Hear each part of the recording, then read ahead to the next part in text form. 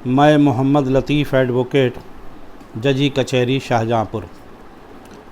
आज के वीडियो में मैं आपको हिंदू मैरिज एक्ट के बारे में बताने जा रहा हूँ।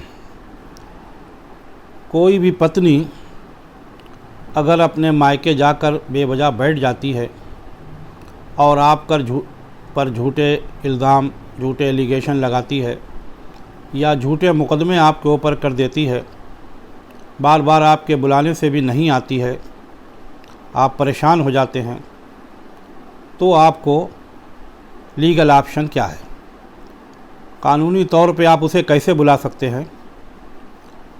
तो धारा 9 हिंदू विवाह अधिनियम आपको ये अधिकार देती है। आप एक मुकदमा धारा 9 हिंदू विवाह अधिनियम का उसके ख़िलाफ़ ला सकते हैं।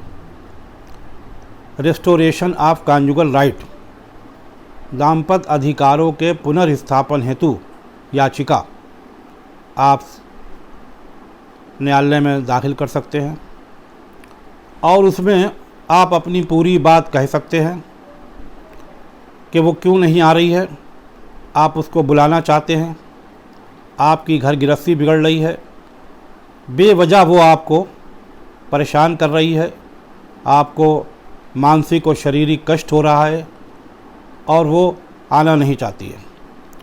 अगर वो आना चाहती है तो इस मुकदमे में वो हाज़िर होगी और जवाब देगी और हो सकता है कि जल्दी ही रेस्टोरेशन कॉन्जुगल राइट का मुकदमा आपका डिसाइड हो जाए या समझौते के आधार पर डिसाइड हो जाए और वो आ जाए, आपकी घर गृहस्थी चलने लगे।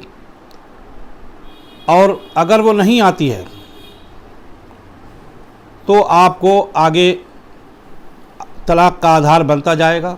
ये भी एक तलाक के लिए अच्छी ग्राउंड आपकी है। और जो मुकदमे उसने जो हैं आपके ऊपर लगाए हैं उसमें भी आपको फ़ायदा मिलेगा। जो झूठे मुकदमे, चाहे वो दहेज एक्ट के हों, चाहे गुजारे के हों, किसी भी चीज़ के हों, घरेलू हिंसा के हों, उसमें भी आपको इस रेस्टोरेशन ऑफ कॉन्जुगल राइट से फ़ायदा मिलेगा। धारा 9 विदाई का मुकदमा होता है, यानी आप उसमें ये रिक्वेस्ट करेंगे अदालत से, ये प्रेयर करेंगे कि वो हमारे घर आए और पत्नी धर्म का पालन करे। और अगर वो नहीं ऐसा करती है, नहीं आती है, तो आपका ये मुकदमा आपके फेवर में डिसाइड होगा, जिसका आपको आगे फ़ायदा मिलेगा। आप इसके बाद धारा 10 जुडिशल सेपरेशन में जा सकते हैं। आप धारा 11 और धारा 12 में भी अगर आप जाते हैं तो आपको फ़ायदा मिलेगा। और धारा 13 हिंदू विवाह अधिनियम में भी अगर आप जाते हैं डाइवोर्स में, तो भी आपको उसमें फ़ायदा मिलेगा। तो अगर आपकी पत्नी बैठ गई है, नहीं आ रही है, आप परेशान कर रही है, तो आप धारा 9 से शुरुआत अगर करते हैं तो आपको आगे जितने भी मुकदमे होते हैं आपको उसमें फ़ायदा मिलेगा। और यदि वो आ जाती है तो झगड़ा वहीं पे समाप्त हो जाता है, आपका घर परिवार पहले जैसा चलने लगता है। और अगर वो नहीं आती है तो आपको आगे जुडिशल सेपरेशन, डाइवोर्स, इनके आपको फ़ायदा मिलेगा। और या आपकी शादी लीगल नहीं हुई थी तो आपको धारा 11 और 12 के मुकदमे में भी आपको फ़ायदा मिलेगा। वो हम आपको धारा 10, 11, 12 और 13 के बारे में बाद में अगली वीडियो में बताएंगे।